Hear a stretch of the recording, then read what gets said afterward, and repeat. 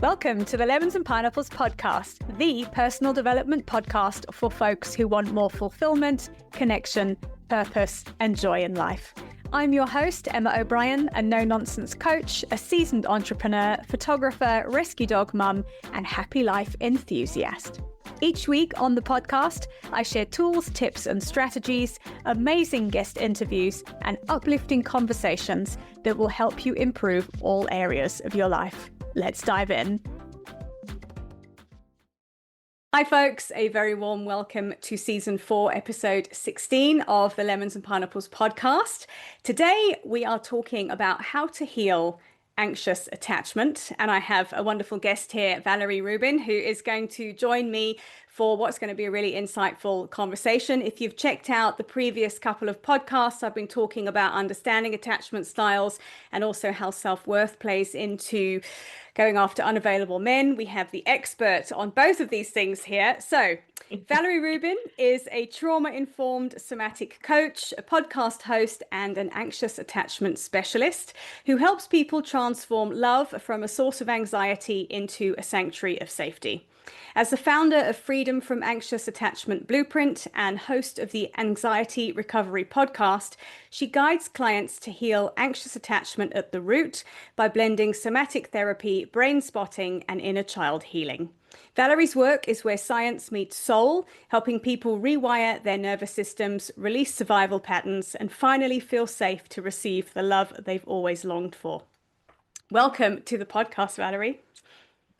Thank you so much for the warm welcome, Emma. I'm just so excited to be here and just share everything about anxious attachment and just dive super deep today. Brilliant. Love it. I'm going to start by asking you to kick us off. Can you share what it means to have an anxious attachment style and how somebody might recognize that this is how they relate? Because I can say that until I started doing a bit of research into this, I had no idea about all of these things. And I'm coaching clients who are showing all of the signs and symptoms of anxious attachment. And it's a conversation that's really important to have. So the floor is yours.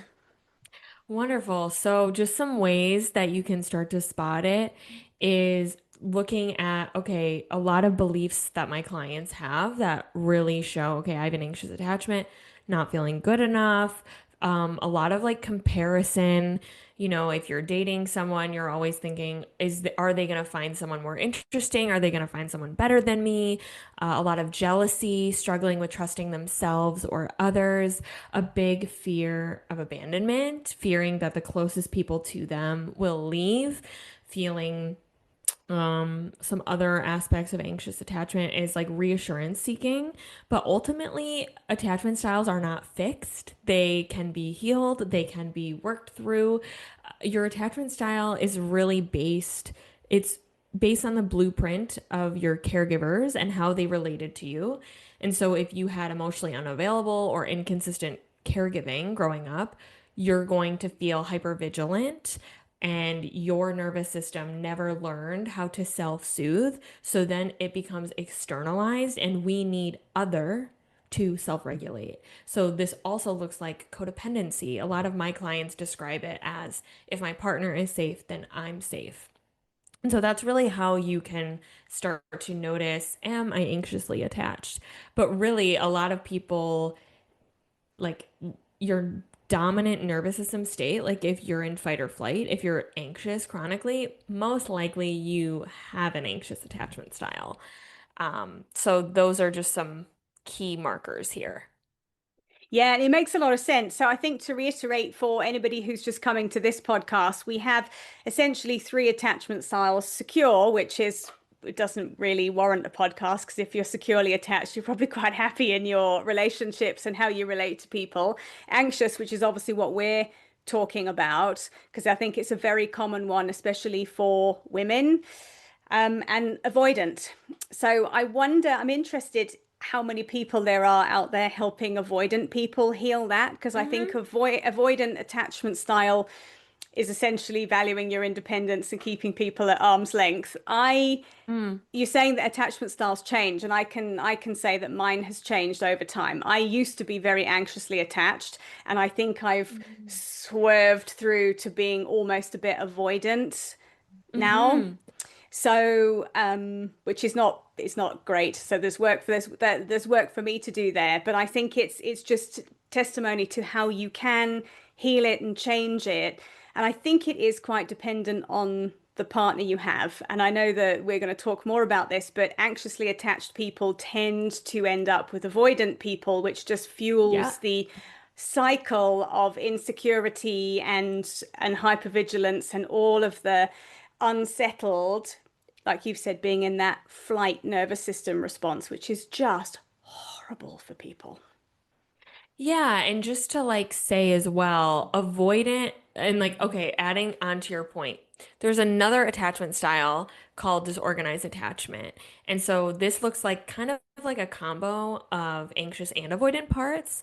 It's like I crave closeness, but closeness also is a threat to my nervous system. So that can look a lot like push and pull dynamics in relationships.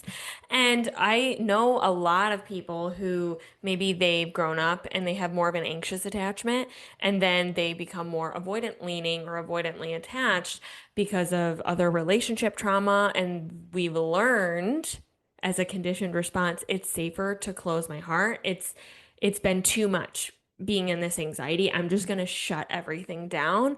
And a lot of people in my space who help people with anxious attachment or people who struggle with anxious attachment, and this was myself as well. I like to share this openly.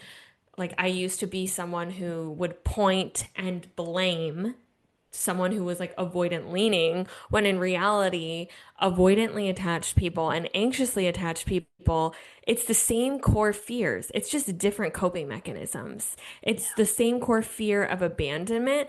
It just looks very differently.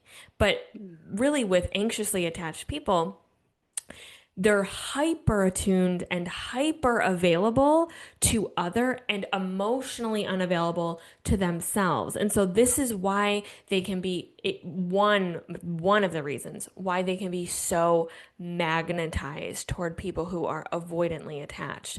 And so it's just like we're all human just navigating shit for the first time. And if you're listening to this, I know you are on the journey of self growth, of development, of healing.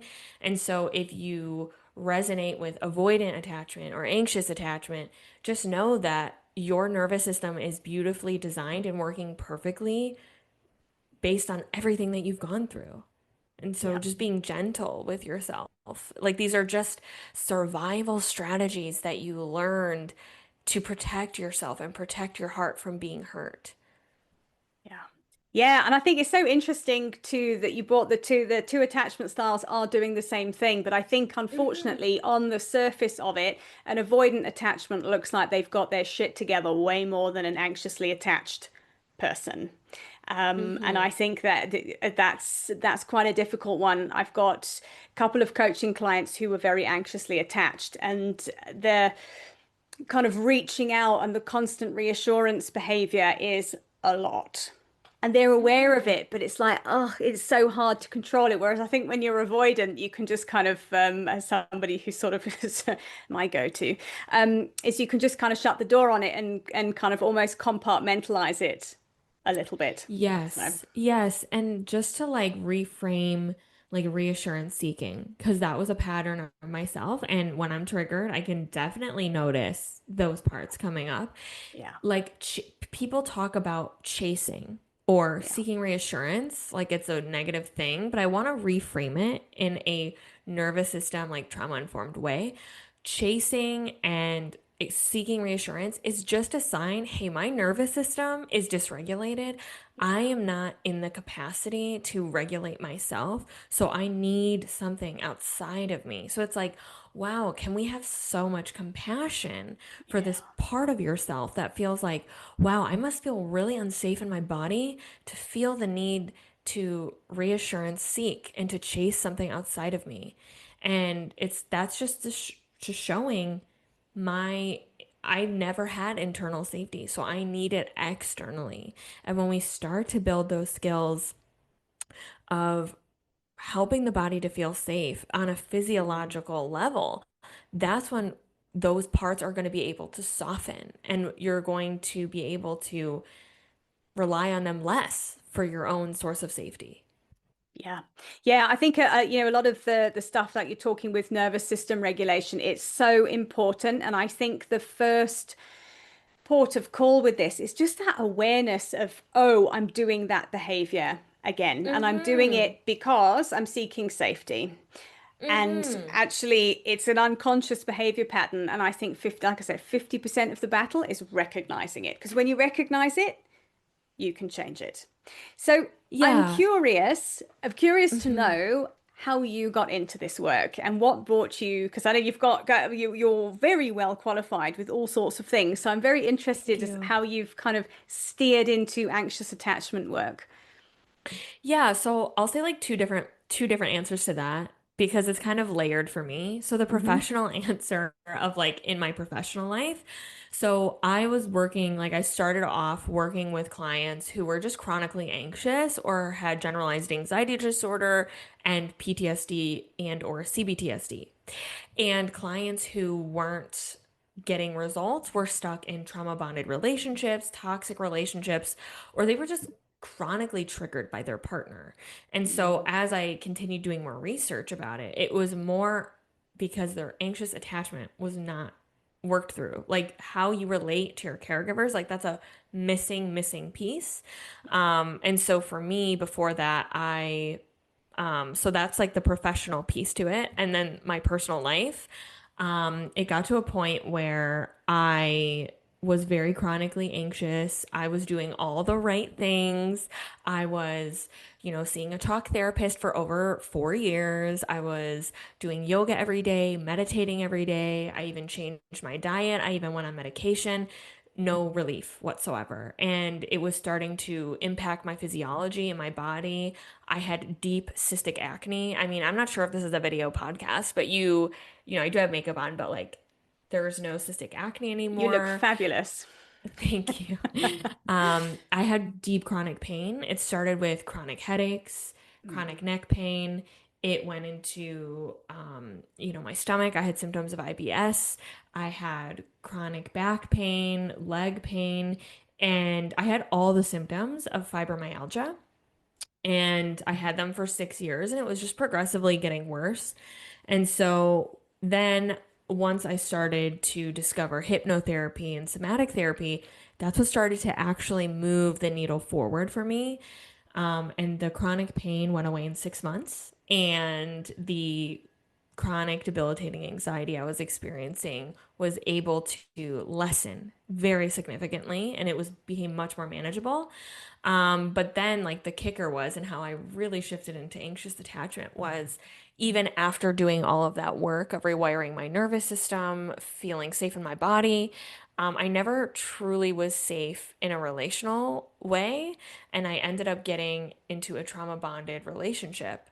And so that's what really shifted me into the work of anxious attachment because I saw how unhealed mine was. And it's really apparent. And people will tell me a lot. I'll get messages frequently like, oh, I wasn't anxious until this avoidant showed up, or I got into this narcissistic relationship. But that's just like putting all your power into someone else when it was probably just dormant. Like there was no trigger for that. Like I definitely still had an anxious attachment. It just wasn't being triggered because I was single. And so a lot of people will say things like that. Um, so that's really how I got into the anxious attachment space, both on the professional level and personal level. Yeah, and I suspected as much. I just wanted to, was just curious because I think often when we, in doing very deep work like this, because this is very deep work with people, I think it's so important when you're picking somebody to work with that they've walked through the fire that you are walking they're going to Yeah. walk you with. Yeah. Because I think there's having a clinical understanding of it and there's having an actual embodied understanding of it, which is Very different two things. very Very different different things. things. But I love that Yes. I don't want to bash talk therapy because it has its place. I do have a podcast episode all about why it doesn't work. Um, I think talk therapy has a space following on Hmm. from very acute things that have happened that you just need to verbalize and process through. But my experience has been that going to talk therapy week on week on week on week and talking about the same thing over and over and over again, unless you've got a really skilled therapist, you actually just keeping everything front of mind and you're not actually allowing anything to heal, you're not putting anything down, you're not moving past anything because we're just going to keep talking about it and stirring it all up. And then, oh, your 50 minutes is up. See ya. Yeah. Yeah. Yeah. Absolutely. And I'm really glad you brought this up because trauma is physiological. Yep. We cannot talk our way out of an anxious response or out of a trauma response. And Mm. so and our body, when we're experiencing anxiety or these anxious attachment symptoms, our body is reliving the past. We're acting from a young part. And so what somatic therapy and somatic healing helps you to do is timestamp those past traumatic memories in the past, and it helps to complete that trauma cycle and end that loop so that our body, not just our mind, our body knows, hey, the past is actually over. The trauma is done now. I am safe now. And a lot of my clients describe it as, I finally feel like a sense of relief in my body. I finally am repulsed by that emotionally unavailable partner. I wouldn't even go near them. It's so healing and beautiful to witness people actually be able to take a deep breath, not be as triggered by the things that typically trigger them, not feel as reactive. And this is what somatic therapy helps you to do. And talk therapy is just going to re-traumatize you if you have CPTSD or anxious attachment. But I will say, I think if you've never done therapy, I think, maybe just understanding, hey, these are my family dynamics. It's a great like first step, but it should not stop there because we need to work with what's in the body and what's in here. Yeah. And I'm touching my chest for those listening to the audio. Yeah. No, I totally agree with you. And I'm going to, I want you to talk a bit more about that process for people who are listening and going, "Ooh, what's somatic therapy?" I did, a family constellations day a few weeks Mm, ago, which, okay. which I is, have done that yeah, before. which blew my mind. So I do shamanic work. So I find shamanic journey work super useful for kind of uncovering beliefs and it pulls in ancestral stuff. But we had this whole day and there were five of us doing different constellations for ourselves. And it's amazing how when you go back to the energetics of trauma and you go back to the ancestral root of things and you almost start to get a little bit of an understanding of why you're carrying something and that you can also give it back to the people for whom you are also carrying it. It's amazing the Mm-hmm. sense of relief that you get. And Mm-hmm. one of the reasons I've kind of also gone down this path is I did this constellation. Everything always lines up synchronously with the universe. And we had this whole day where four out of the five constellations were all dealing with unavailable men. Stop. Yep, no, That makes no, sense. yeah, yeah. So the whole Yeah. everybody that's what everybody had their own. Four out of the five of us Yeah. had their own version of Mm-hmm. dealing with unavailable stuff. And a lot of it, without giving any information away, a lot of it went back to people's childhood. So like Yep. you've touched on, it's the imprinting with caregivers, very Mm-hmm. traumatic childhoods that people are just carrying this stuff and it's continuing until you get Mm-hmm. into your 40s, your 50s, and you go, oh God, I can't stand this anymore. Yeah. And then you start to deal with it. So Yeah. I've digressed slightly with that, but it does, but it falls No. into, because I know you do Yeah. IFS as well. So it falls into that Yes. parts work and Yeah. talking to younger parts of yourself and processing stuff through. And I think Yeah. talk therapy can't get to that. Correct. It literally can't get to the part of the brain that narcissistic abuse or emotional trauma has touched. Yeah. And so I'm so glad you brought up ancestral healing because that's what a lot of anxious attachment is. And I want to share like something vulnerable and like give an example of brain spotting because that's one of the modalities that I specialize in, which is a somatic therapy, body-based therapy. And so for me, I am Jewish. I like to openly share that. And so 98% of my family passed away in the Holocaust. So on October 23rd, I think it's been 2 years ago since when the war started.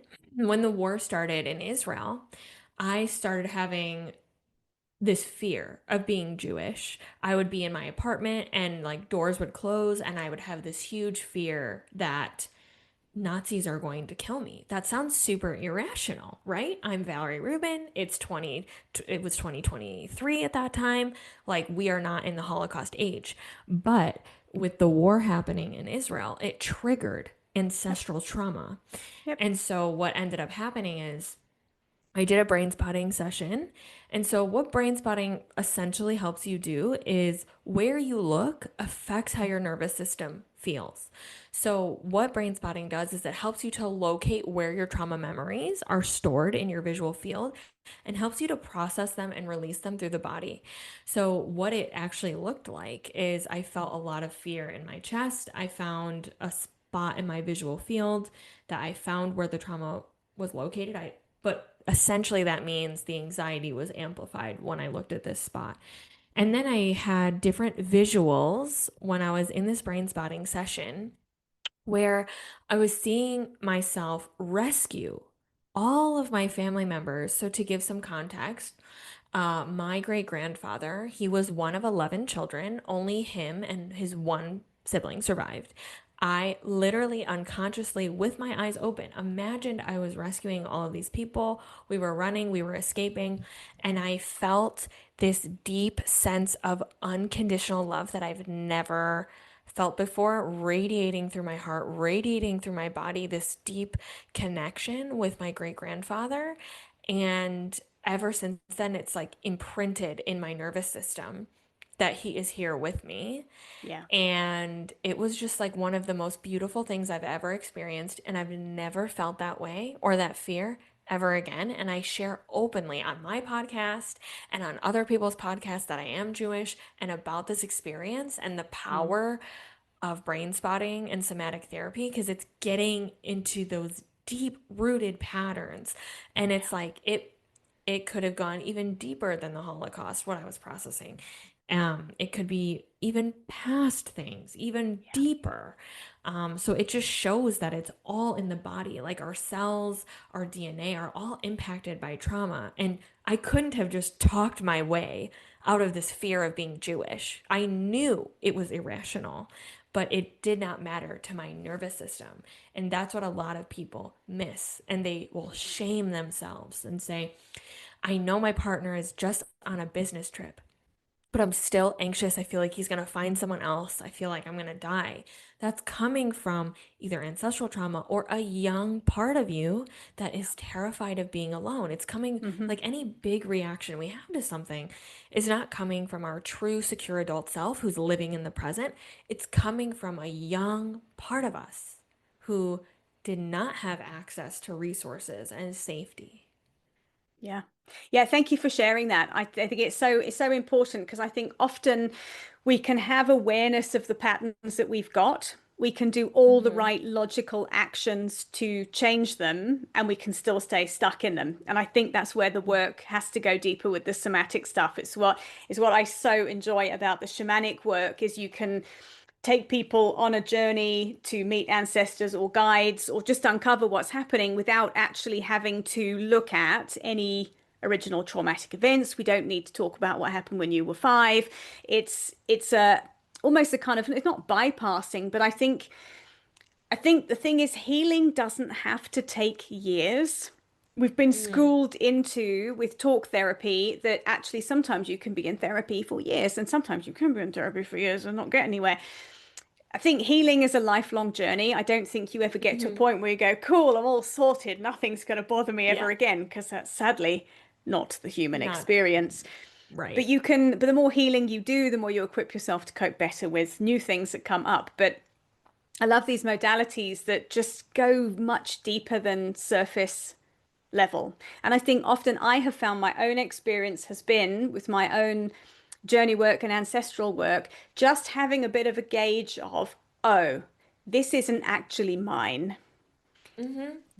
Is helpful because you can go, okay, actually, it's not me, it's not mine. I'm carrying something from somebody else, and I now I know what it is. I can do work to heal that. That was very, very freeing for me because sometimes you sit and go, geez, God, how can like some one person have have all of these things and be carrying so much stuff, and why is it so difficult? Actually, it's say Hmm. it's not always yours. Hmm.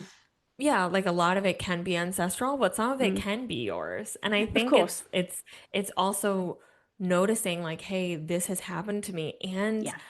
I can create something so much different. And I can Hmm. create a new life for myself when I commit to trying something new, when Yeah. I commit to doing these new types of practices. And I'm not saying I'm never triggered because that is just false, right? It just means that Sorry. yeah, like when we this is a lifelong work and I Yeah. don't really know when I would stop doing Mm, somatic therapy mm, personally mm, because with my past and with things I've gone through it's like new triggers are going to come up and when even just every time you expand if we're talking about our business, right? mm, Every time you expand, if our nervous system has flavorings of like fears of being seen, fears of visibility, fears of not being good enough, fears of I can't handle it. hmm, Anytime you expand in your business or anytime you mm, get into a new relationship, mm. that's going to come up because our nervous system hasn't expanded its capacity yet. Yeah. And so it does not mean that okay, I've healed the past, and everything's dandy and I'm never triggered. It just means that, new things will come up and that's also beautiful because that's showing, hey, I'm building my capacity because Yeah. when we're in survival, we're actually living a very, very small life because we Yeah. don't feel safe to expand and go toward that thing that we want if our nervous system believes it's coupled with threat and Hmm. danger.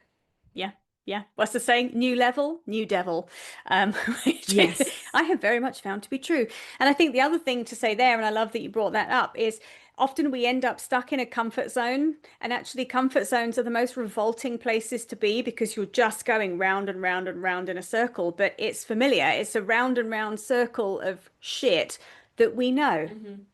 And Hmm. it takes courage, and like you say, it takes stretching your capacity to just step out of it a little bit, have a look around and go, oh, it's all fine. I can keep moving out of it, and retraining yourself to trust in your Yes. own ability to keep you safe as you expand and up level. Hmm. Absolutely. It's like, okay, maybe I can take this small step that takes me Yep. 1% closer to my goal. Yep. And then it's showing my nervous system, okay, I didn't die.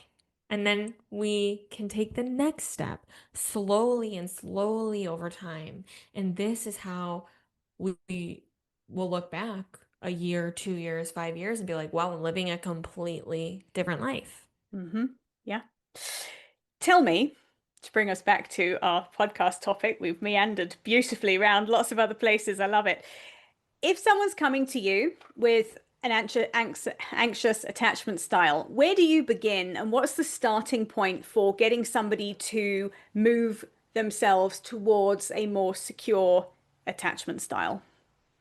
Yeah, so a starting point is something called vagus toning. Hmm. So, for those who aren't aware, we have something called a vagus nerve. And so, our vagus nerve it controls whether or not our fight or flight system gets turned on. But when we've been exposed to chronic stress or trauma, it gets stuck on. And so it does not go back into homeostasis. We get stuck in hypervigilance and anxiety in that fight or flight. So when we stimulate this nerve, it helps to send safety signals into our brain, into our body. And so vagus toning helps to start to turn off that alarm and just show the nervous system, hey, I'm safe in this moment. Even if it's that's for 5 minutes. I'm safe in this moment.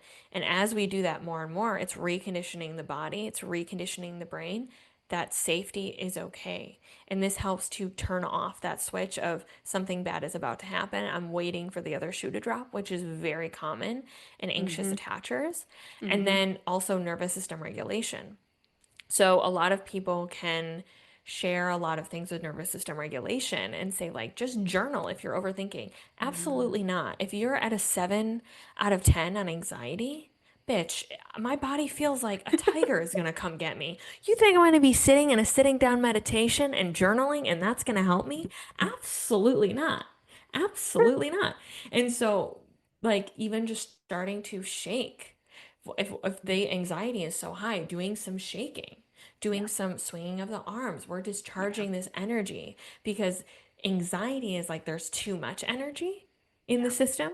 And Mm-hmm. then, right, if we want to talk about avoidant attachment Mm-hmm. or with anxious attachment, we can also experience signs of the freeze response or Mm-hmm. depression. It's like nothing will ever get better. I'm always going to be stuck this way. My relationship is doomed. That's a sign that you're in freeze. And Mm. so, what we want to do is when we're in freeze, we don't have enough energy and we have lack of motivation. So, we want to start to upregulate and immobilize that energy. And so, I have specific tools for clients to help them Mm-hmm. increase that energy and get out of Mm-hmm. freeze. But we Mm-hmm. want to slowly, gently bring in movement. And then there's that anger response, right? And then the fawn response. People, and even like my own life, when I was seeing a talk therapist and I was dating that person that I was trauma bonded with, she's like, just set a boundary. Bitch, if my nervous system equates setting a boundary with a Yeah. fear of abandonment, and Yeah. my nervous system has linked this partner with my sense of survival and lifeline, Yeah. my nervous system is not going to feel safe to set a boundary. Yeah. So I also share specific tools to work with the fawn response because that's a big one for people who are anxiously attached. So Yeah. those are like the first beginning steps of teaching clients how to regulate their nervous system Yeah. so that they are not dependent on a partner or a toxic, emotionally unavailable person to regulate their nervous system and make them feel better because we can already do that from within. And then, Yeah. yeah, bringing safety to the body with vagus toning as well.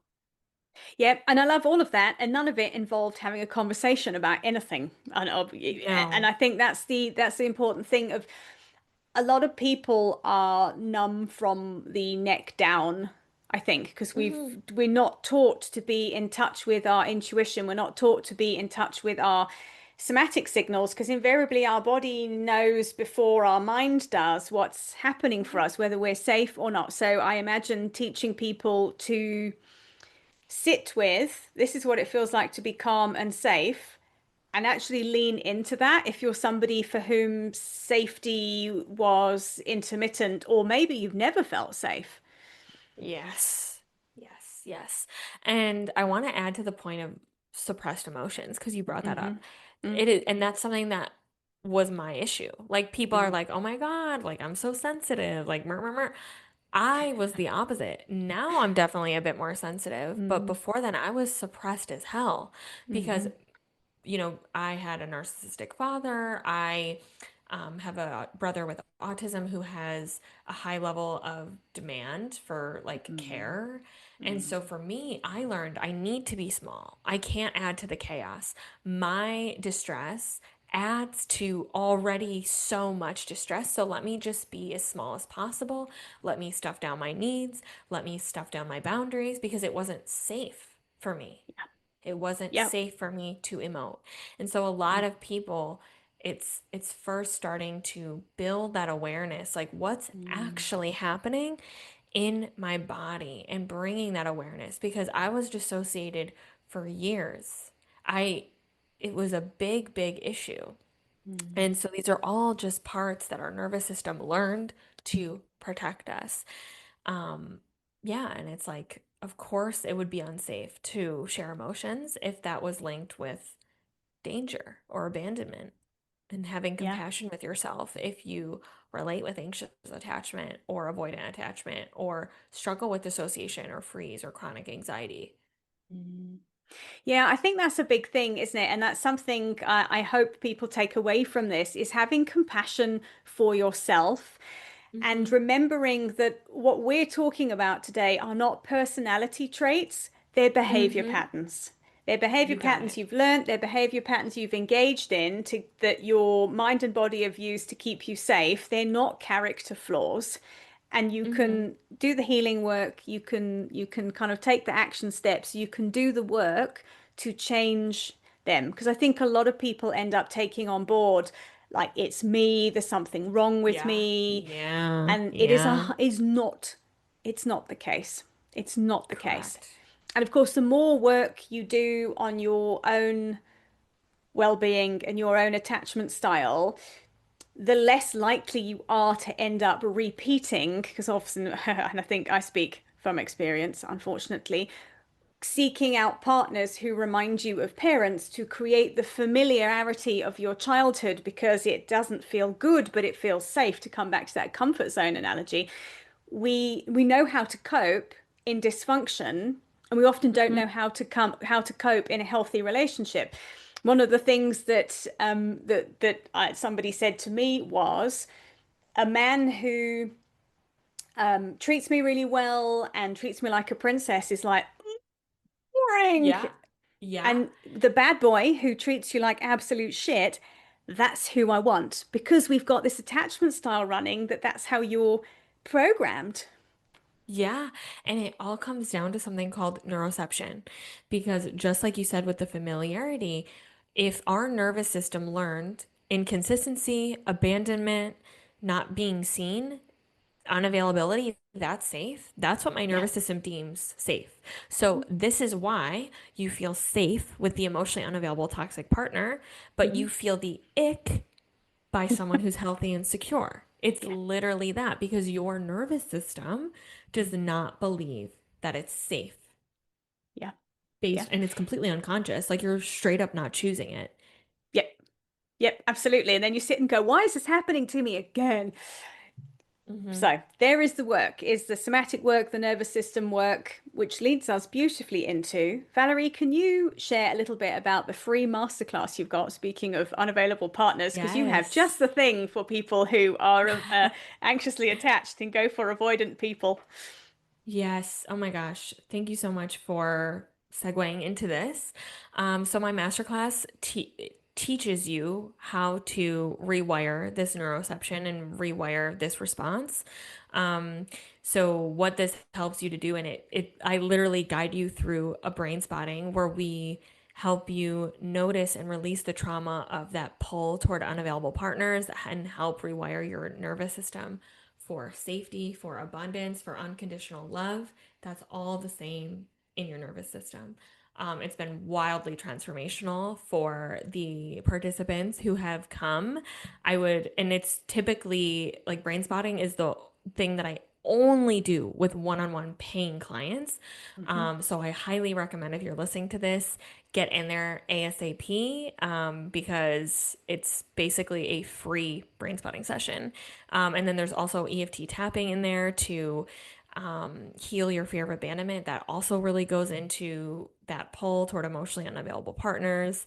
So I highly, highly, highly recommend you join in on that. It's going to change your dating life forever. I love it. Brilliant. I'm going to link it in the show notes. Valerie, how can people get hold of you if they want to connect with you on socials or online? How can they do that? Yeah, thank you so much, Emma. So they can do that on Instagram. My handle is Heal with Val, Heal with VAL on Instagram. Or you can follow along on my podcast where I have experts, thought leaders, different guides in this space, and we talk about emotional healing, attachment styles, how to build healthy relationships after trauma on my podcast, the Anxiety Recovery Podcast with Valerie Rubin. So I'd love to have you Amazing. there. Amazing. I will put all of the links in the show notes so everybody can come and find you. Valerie, thank you. This has Wonderful. been a really insightful, brilliant conversation. I've loved it. Thank you so much for joining me. Yeah, thank you so much, Emma. Thank you, everybody, for being with us today. I will see you again same time next week. Bye for now. Thank you for listening to today's episode. If you've enjoyed it, please leave me a 5-star rating and a review, and make sure you share this episode with a friend who you know will also enjoy it. I'd love to connect with you on Instagram. Please drop me a DM and say hi at Emma O'Brien Coach. And for more information about coaching with me, please head to my website, which is emmaobrien.coach.com.